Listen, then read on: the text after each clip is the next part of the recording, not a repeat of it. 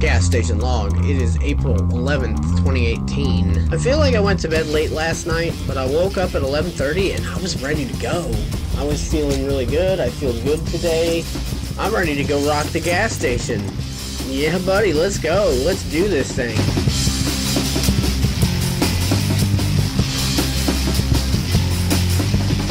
Can we forget about the fight we had last night? Didn't mean to get so mad, didn't mean to make you cry. You know I never meant to get so mad at you.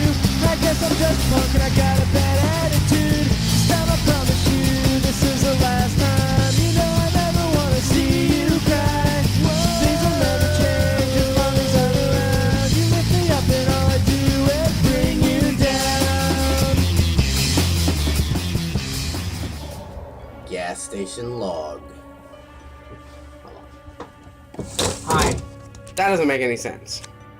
She gave me $15, wanted a pack of cigarettes. I subtracted the total complete cost of the cigarettes with tax from $15, and it gave me $10.53. So if I put her in for $10.53 in gas, it should have come to $15 even, and it didn't. The computer messed up. It said $15.22. Well, she only had $15, and mathematically it should have come to $15 even. So I'm just like, whatever, you stupid computer, and punched it in for $15.22, and put the $15 in there. So I'll just have to explain, the computer hiccuped. It malfunctioned because it didn't do math right. Punched it up on the calculator and it said $10.53. Should have been $15 even. Don't piss me off. So, in other news, I don't know what happened. Friday, I got paid $203. Bought some food. Got a little bit of food over the weekend. Monday, came in, and for some reason, I only had like $6. I don't know where my money went. I had $200. I paid $160 in rent. That leaves me with $40. How is it that I only spent about $16, maybe $20 at most? And how is that all my money? I don't know where it went. And so now it's Wednesday and I am broke, not a penny to my name, and I don't know how I'm gonna afford to eat anything. So I'm gonna trust in Jesus, and I'm gonna let him show up and say, hey, I'm here, here's something to eat, so that I can tell all of you about it. I'm putting him on the spotlight. Now I'm gonna wait for him to show up. It'll be awesome. Alright, yay buddies, mew mew mew. So the question, what am I smoking today? The answer, Serious G. It's Serious G.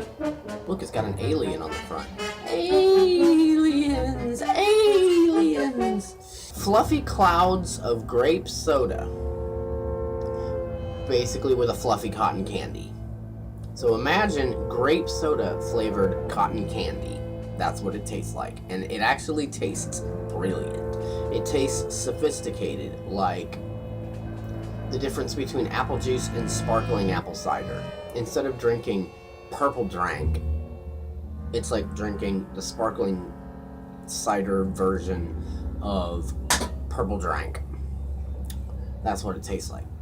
It's very nice. It's not too much. It's just enough. And it's got that sweet cotton candy.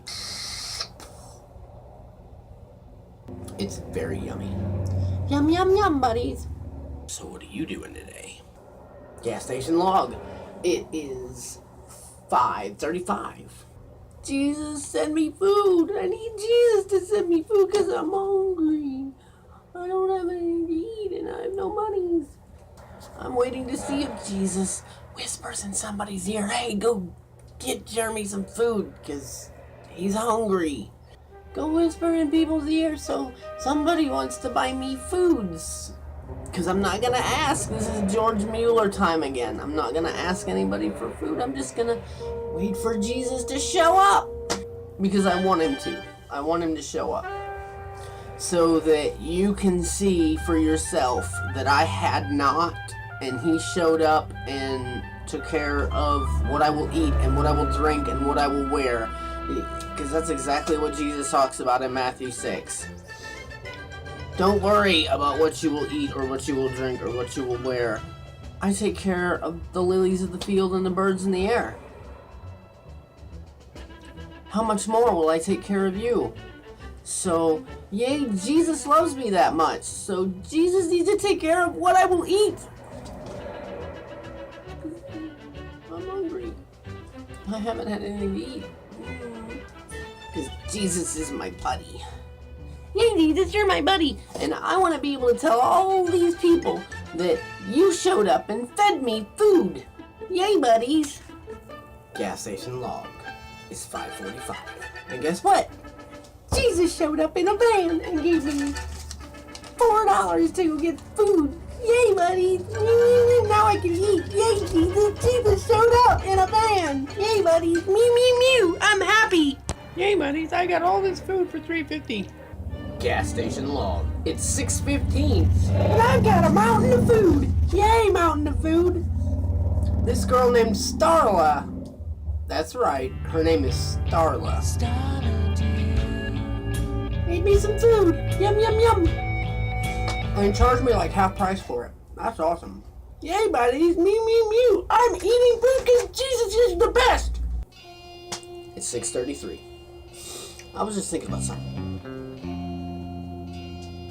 Thinking about how people take the Lord's name in vain. Or at least as you call it. Really, there are only 2 commands in the Bible that refer to things we say, things we should not say. In the book of Exodus, the 10 Commandments says, you shall not take the Lord's name in vain. And then later, in Paul's letters to the churches, he talks about how no unwholesome speech should come out of your mouth. Well, I would really like to take a look and postulate on what exactly does that mean. For one, we know that the Lord God, Yahweh, or the Father, I don't know, maybe it was Jesus too, basically, handed Moses the law and said, these are the laws for my people Israel. So what does it mean to not take the Lord's name in vain? Well, let's just break down that simple statement. Taking the Lord's name in vain. And I feel like I've talked about this before, but God is not his name. I suspect that what this commandment is really about is swearing by his name, or taking what is his and all that is attributed to him and profaning it by making it ordinary. What does it mean to make something sacred? It means to elevate it to a position of specialness that is not shared by hardly anything. It is sacred. What is the opposite of sacred? Profane, which simply means to make ordinary. So to not take the name of the Lord in vain basically means to profane or make ordinary that which is of God. The things that are of God should be special, not ordinary. So what does it mean to take the Lord's name in vain? Because God is not his name. He has many names throughout the Bible. God is not one of them. God is like saying, I am man. Man is not my name. It's just simply what I am. The word God could be swapped out for the word deity. It's what he is. He's an all-powerful being that we in English transcribe to as just God. See, the thing is nobody refers to God by his name. They just acknowledge God as though there's some random deity out there. What does taking the Lord's name in vain look like today? Well, I would submit that it happens everywhere. It means taking that which is of God, of the Lord, of Yahweh, Jesus, whatever, name you, Elohim, Adonai, whatever, and making it ordinary. And the way that I see people doing that today, it has nothing to do with whether or not they cuss. I would debate that even falls under that category. Now, pretty much 99.9% of humankind thinks that it is, but I'm not convinced. Because saying certain cuss words has nothing to do with the Lord, your feelings toward it. It has nothing to do with it. Like, if you say shit, how does that have anything to do with God? I'm talking about something looking like a piece of crap. Or, I had to poop. That doesn't have anything to do with God. You're not attacking God by saying things like that. To go to the passage in the New Testament where it talks about don't let any unclean or unwholesome talk come out of your mouth. What is that talking about? It's talking about don't talk about, don't encourage people to sin. Don't relish in evil deeds, or, don't talking to your buddies about those hot chicks you saw at the restaurant and what you'd want to do to her. That is considered unclean or unwholesome talk. Or about how maybe you'd want to sin in some way. Saying certain words because they have been labeled curse words or even cuss words, I'm not sure that's what the Bible is talking about when it says don't take the Lord's name in vain. And I don't think it's what it's talking about when it's talking about don't let unwholesome talk come out of your mouth.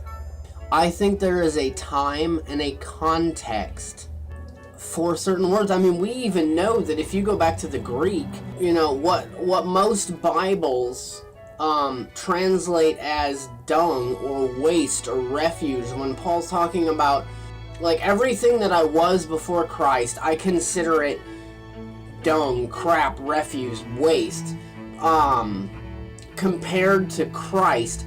But if you take it back to the Greek, it basically translates shit. You're like, well, that's crazy. Maybe certain words don't have the negative connotation that we give to them. But I'm not convinced that most of our popular cuss words in today's world, I'm not convinced that they are what the Bible is referring to when it says don't take the Lord's name in vain, because clearly most of those words have nothing to do with the Lord. They have nothing to do with his name, and they have nothing to do with taking it in vain. And basically I would chalk it up to when it says don't let any unwholesome talk come out of your mouth. I think it's more about the spirit of what you're saying and how you're saying it and what you're talking about and the context that you're talking about it in. If you're talking about how I'd like to bang that chick over there, then yeah, I would chalk that up like that, and is what I would chalk up as unwholesome talk. When I read don't let unwholesome talk, I think common sense, at its foundation, what is unwholesome, what makes something unwholesome, and just because a word has a bad reputation because of the way people have viewed words over the last several hundred years, that alone doesn't convince me that it's necessarily what the Bible is talking about. The concept of taking what is of God, which is sacred and holy, and making it ordinary, which profanes it. Which I see that everywhere, so shoot. I mean, people are doing that all the time. That is what the world does. It takes what is of God, and it makes it ordinary, or it trashes it. And it considers it garbage. Is it 8 o'clock yet? I'm ready to go home.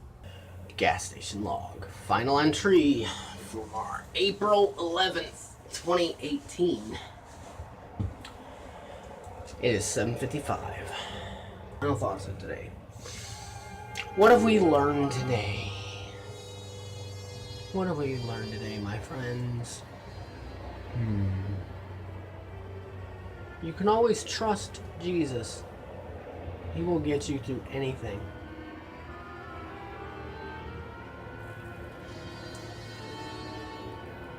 If you have no money and can't afford to eat, cry out to him. He will hear you.